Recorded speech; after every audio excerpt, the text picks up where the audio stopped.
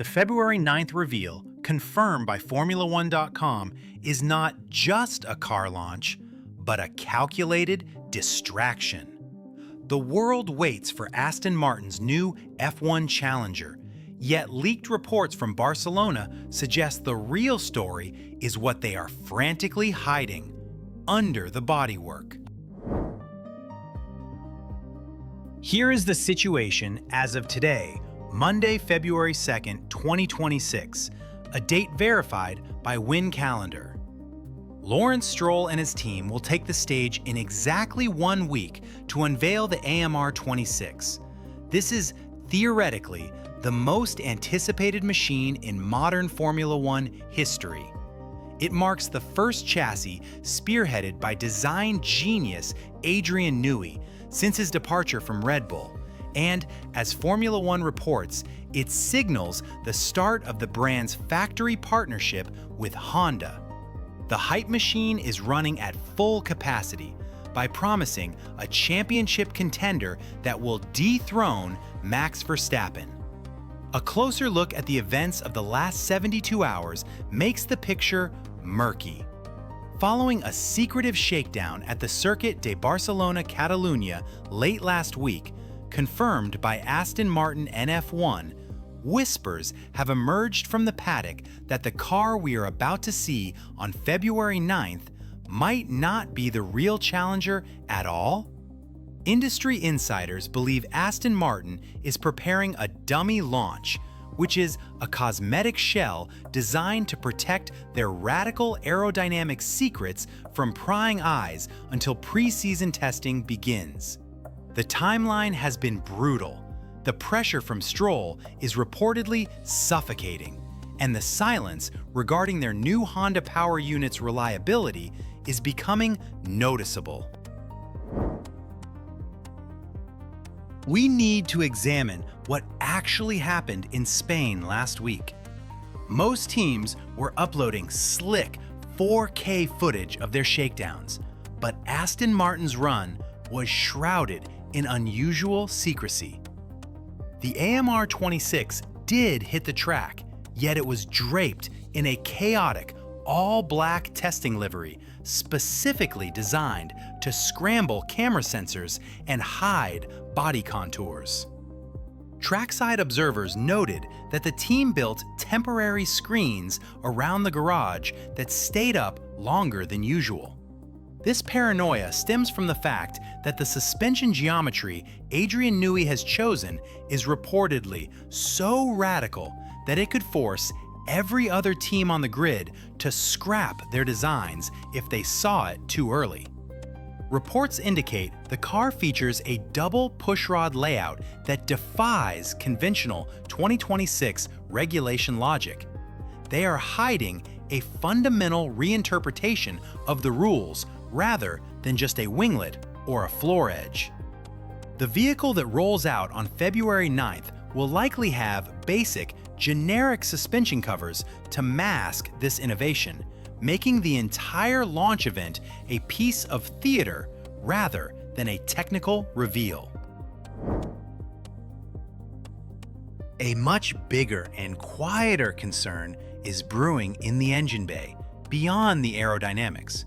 The 2026 engine regulations reset by removing the MGU-H and putting massive emphasis on battery efficiency.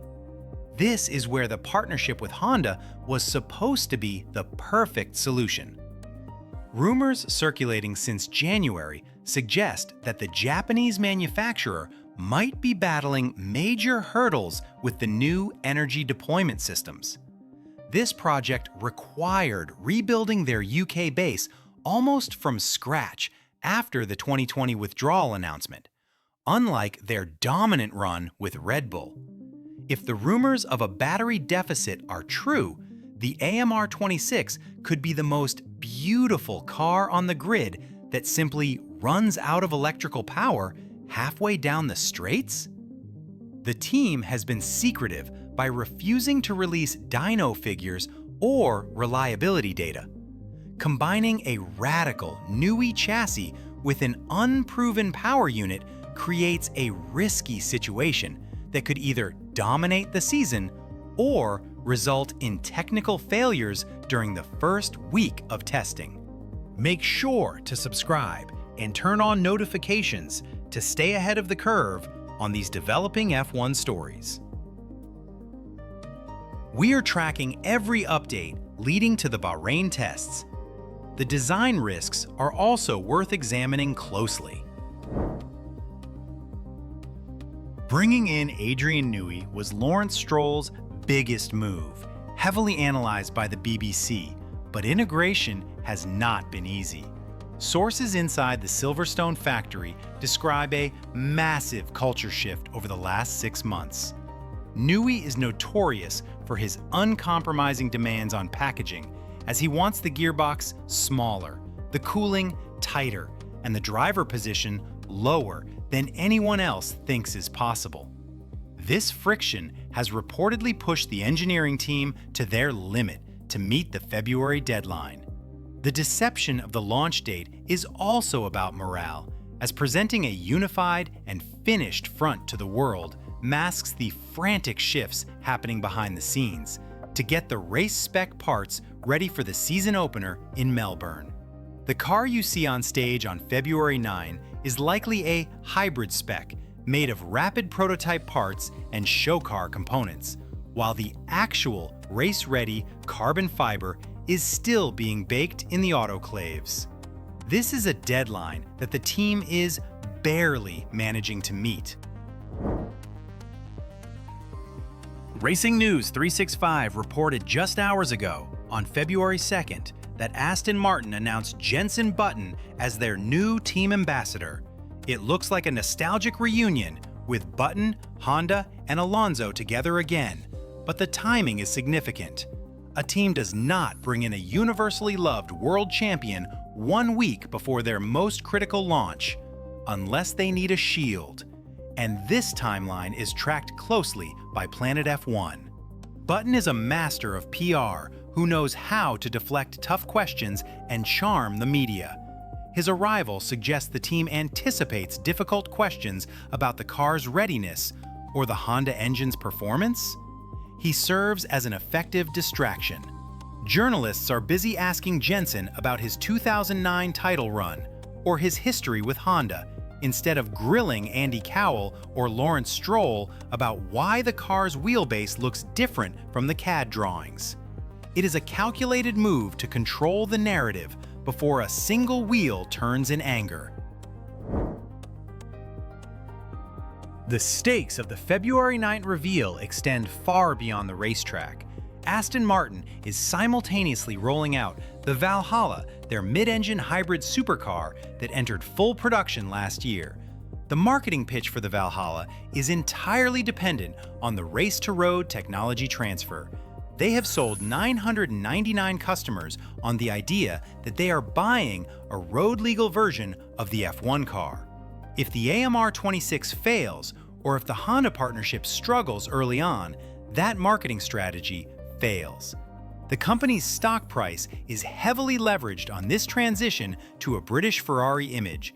A failure in F1 would not just mean losing a trophy, but it would damage the credibility of their entire $1 billion road car strategy.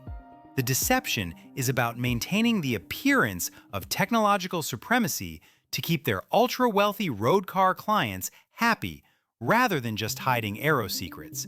They need the February 9th event to look perfect, regardless of the chaos in the engineering office.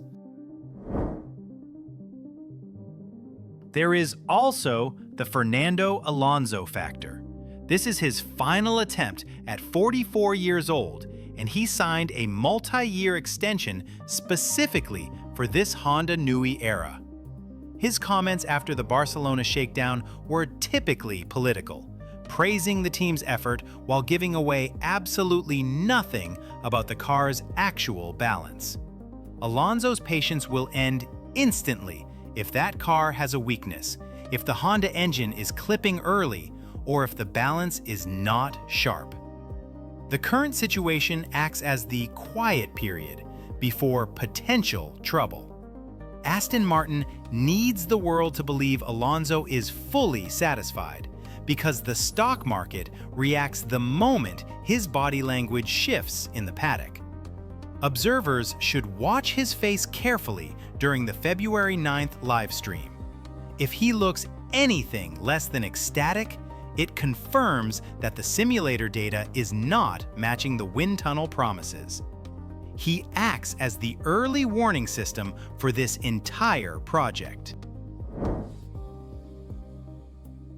Lawrence Stroll has invested hundreds of millions into this campus, the wind tunnel, and the talent acquisition. The 5-year plan is now in year 6, and patience has run out. February 9th is a verdict on his leadership, rather than just a car launch. If the AMR26 is another midfield runner, the rumors of Stroll selling a stake or exiting the sport will likely intensify. The deception might be the projection of stability where there is none. We have seen major turnover in the technical department leading up to this, and staff changes will occur if this car fails. The team is presenting a unified and powerful front, but the foundations are unstable under the heavy expectation. This launch is a critical moment where failure is not an option. They have to sell the dream of victory convincingly on February 9th to buy time, to fix whatever issues are plaguing the real car before the first race in Melbourne. This countdown to the reveal suggests that viewers should not trust their eyes on February 9th. The car on that stage will be a decoy and a polished sculpture meant to sell merchandise and calm investors. The real AMR26 that Adrian Newey has actually designed likely will not be seen in its true form until the cars roll out of the garage in Bahrain for pre-season testing. We are witnessing a high-stakes scenario where Aston Martin is acting with confidence despite potentially having an empty hand or a hidden advantage they are terrified to show. The 2026 regulations have reset the playing field. The launch event will be full of lasers, loud music, and confident speeches, but the truth is hiding in the wind tunnel data they are not showing us. They will become legends if they have got this right, but the fall will be spectacular if they have missed the mark. Watch the suspension details when the covers come off, but do not let the theatrical presentation fool you. The technical battle truly begins when the stopwatch runs in Bahrain testing, before the season opener in Australia. You should subscribe right now for the full technical breakdown the moment the real car hits the track.